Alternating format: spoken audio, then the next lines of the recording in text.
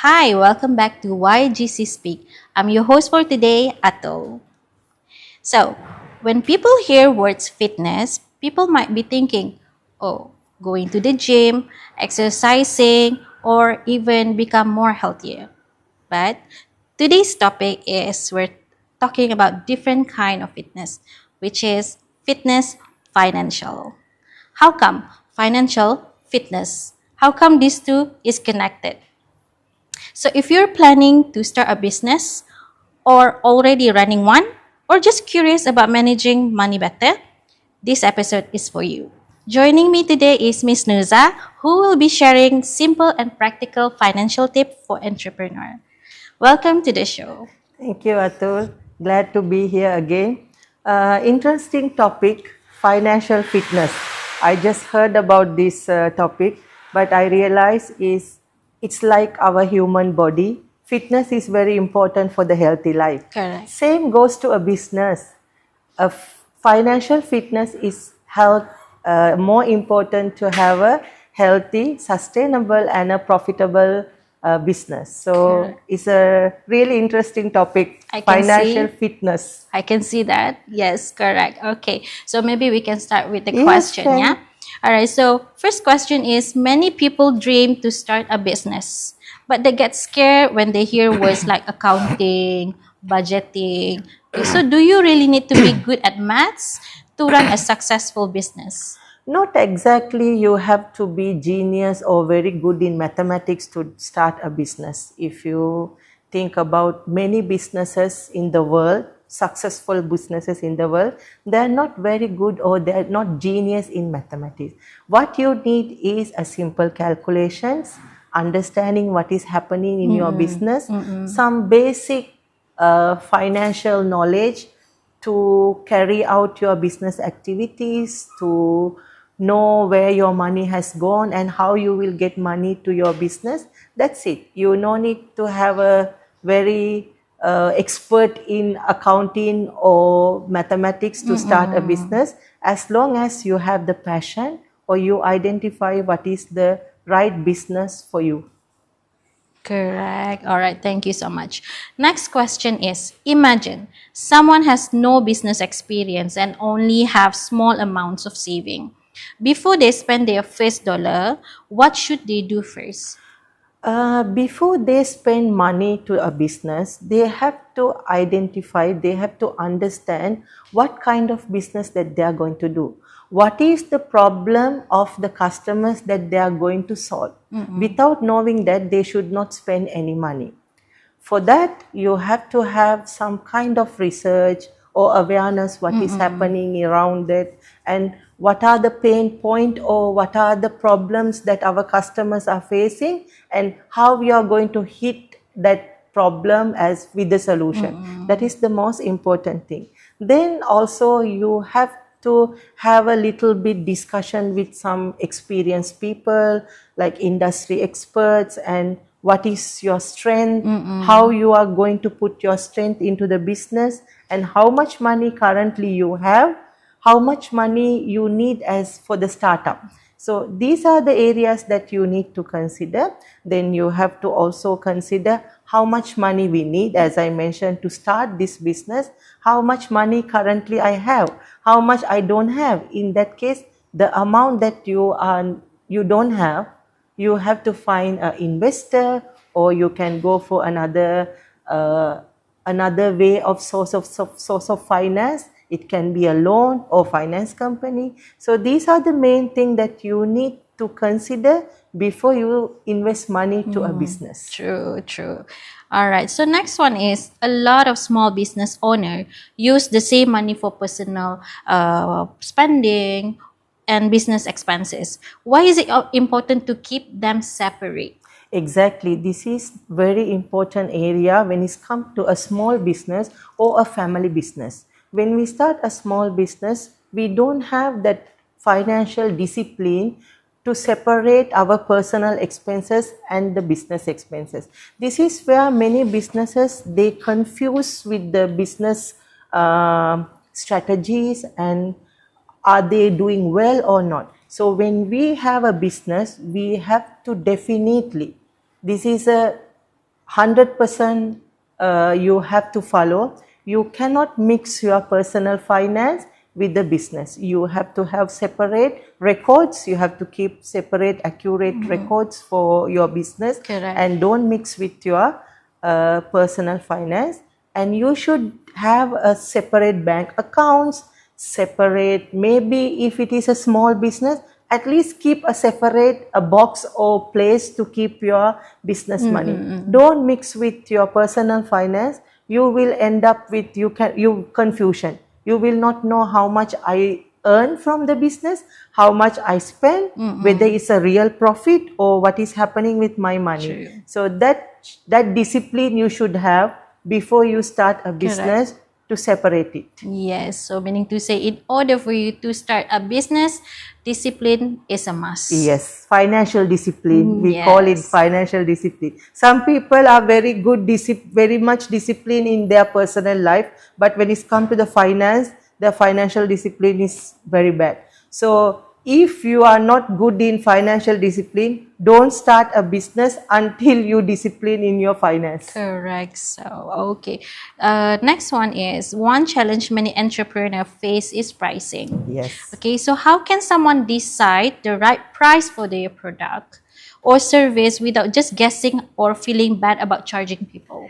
Pricing is really important for a business, because if you talk about a business, your income basically depend on the price and also the quantity. But pricing strategies it's a huge topic.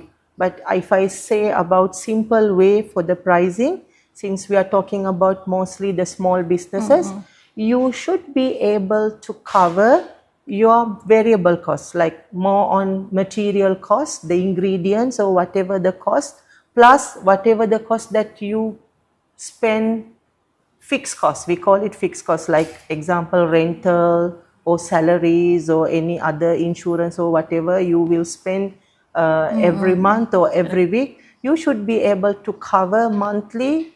At the same time, what are the ingredients that you use for that product.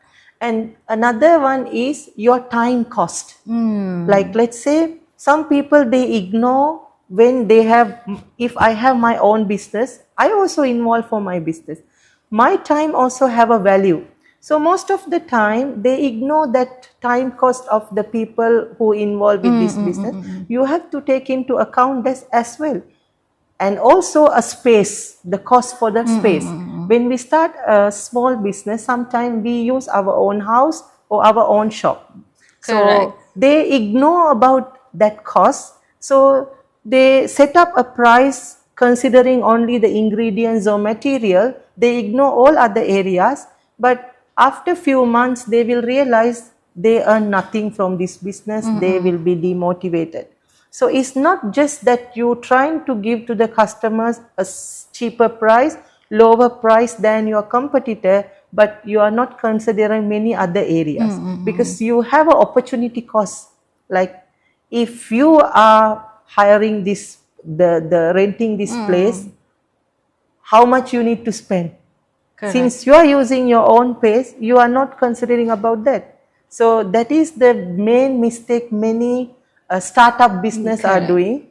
And also you have to do little bit research about the competitor's price, but you no need to copy the same price as your competitor, because the pricing will change based on your ingredients or material, Correct. the location, the quality, creativity. So you need to consider many areas when you are setting Definitely. up a pricing without, like, losing in long term. It's not you give customers something cheaper, but you will end up with a bigger loss end of the day if you don't give a correct pricing. Correct. Thank you so much. Thank I you. learned something new also today. Thank you. All right. So next question is, we always hear people talk about cash flow. If you had to explain cash flow to a 10 years old, how would you describe it? Yes, cash flow. Just if we take, you mentioned 10 years old. So cash flow, whatever the cash or money come into the business, is cash inflows. Whatever the money go out of the business, we call cash outflow. So inflow, outflow. So the difference between the inflow and outflow, we call net cash flow. That is the simple idea of the cash. If we have more inflows, it will be more healthy for the business. If you have more outflows, it will be not healthy for your business. It's same like you get your salary, that is your inflow, personal. So forget about the business, same as that. That is your inflow. Whatever the money that you are spending, rental, car, petrol, food, your dress, your utilities, that is your outflow. If you have something left over, that is your cash, net cash flow, positive. Yeah. Positive net cash flow. If you don't have anything or you borrow from someone and spend, your outflow is more than inflow. You will have a negative cash flow. Yes. That is basically cash flow. So if you can maintain a positive cash flow, so that is good for your business. All right. All right. So next one is where every business has a good day and slow day. How much emergency savings should a small business have just in case sales suddenly drop? Yes, doing a business is actually a risk. Only those who can take the risk, you should do the business. Though many successful business, they did not come for a successful situation to the top overnight. It took time, good days, bad days, many good months, bad months, maybe some are bad years. Yes. So the patience and the financial discipline. It depends on the business, how much the money. I cannot say exactly the amount, but at least you should have 3 months of your operation cost. How much you need to spend for your rental, salary, your basic operation, you need to have. If not, you cannot sustain with your business. That is the basically like example, like during COVID time, suddenly all the businesses collapse. Those who had some emergency fund, they managed to run with the loss, with only expenses, paying their staff salaries and all. Those who did not have that, they had to close down. They couldn't come back after the COVID. It's all gone. So that is why if we should have emergency fund to face the bad situation, then one day you will get a good time again to come back in a right way. Nice. All right. So finally, if you could give every entrepreneur just one piece of financial advice, what would it be? According to me, the one piece of financial advice I can give, don't confuse with the cash and the profit. Just a quick one. I think we don't have much time to explain, maybe in another episode. Most of the time people think cash flow is their profit. No, the money in, money out is not our profit.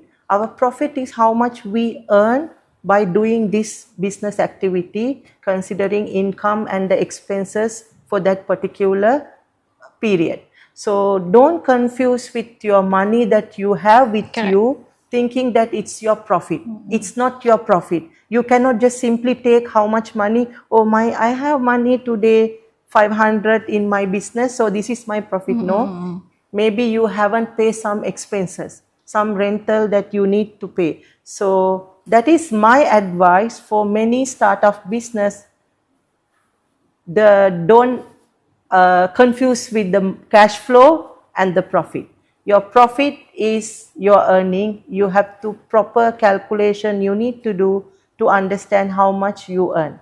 So wait until that without taking the money available in the business. All right. Thank you so much, Ms. Suza. And that's the end of today's episode.